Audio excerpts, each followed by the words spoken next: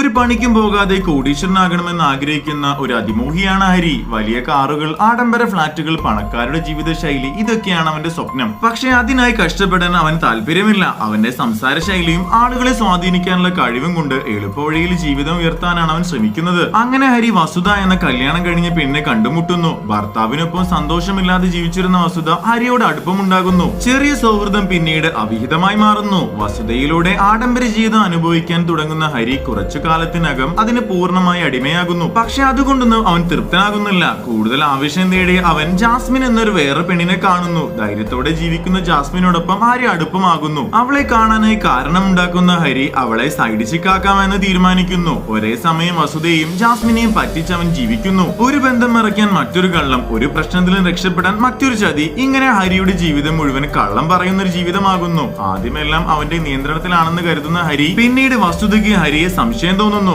അതേസമയം ജാസ്മിന് ഹരിയെ പിരിയാൻ പറ്റാതെ അത്ര അടുപ്പമാകുകയും ചെയ്തു. അവൾ ഗർഭിണിയാണെന്ന് പറയുകയും ചെയ്യുന്നു. ജാസ്മിനൊപ്പം പുതിയ ജീവിതം തുടങ്ങാൻ അവന് ധൈര്യമില്ലായിരുന്നു. വസുധയെ വിട്ടാൽ പണവും ആഡംബര ജീവിതം നഷ്ടമാകുമെന്ന പേടിയും അവനുണ്ടായിരുന്നു. സത്യം പുറത്തു വന്നാൽ അവന്റെ ഇമേജ് തകരും. ഈ ഭയവും അതിമോഹവും ചേർന്ന് ഹരിയെ മാനസികമായി തളർത്തുന്നു. അവസാനം ജാസ്മിനെ ഒഴിവാക്കാൻ ഹരി തോക്കുമായി അവളുടെ വീട്ടിലേക്ക് പോകുന്നു. അവിടെ ഉണ്ടായ അടിപിടിക്കിടെ നിയന്ത്രണം നഷ്ടപ്പെട്ട അവൻ ജാസ്മിനെയും അവളുടെ ഫ്രണ്ടിനെയും വെടിവെക്കുന്നു. ആ സംഭവത്തിന് ശേഷം ഹരിയുടെ ജീവിതം പൂർണ്ണമായും തകർന്നു പോകുന്നു. വസുധയ്ക്കും ഹരിയുടെ യഥാർത്ഥ മുഖം മനസ്സിലാകുന്നു. അവസാനം എളുപ്പവഴിയിലൂടെ സന്തോഷം നേടിയ ഹരി സ്വന്തം മോഹങ്ങളും കള്ളങ്ങളും കാരണം എല്ലാം നഷ്ടപ്പെടുത്തി ഒറ്റപ്പെടുകയാണ്.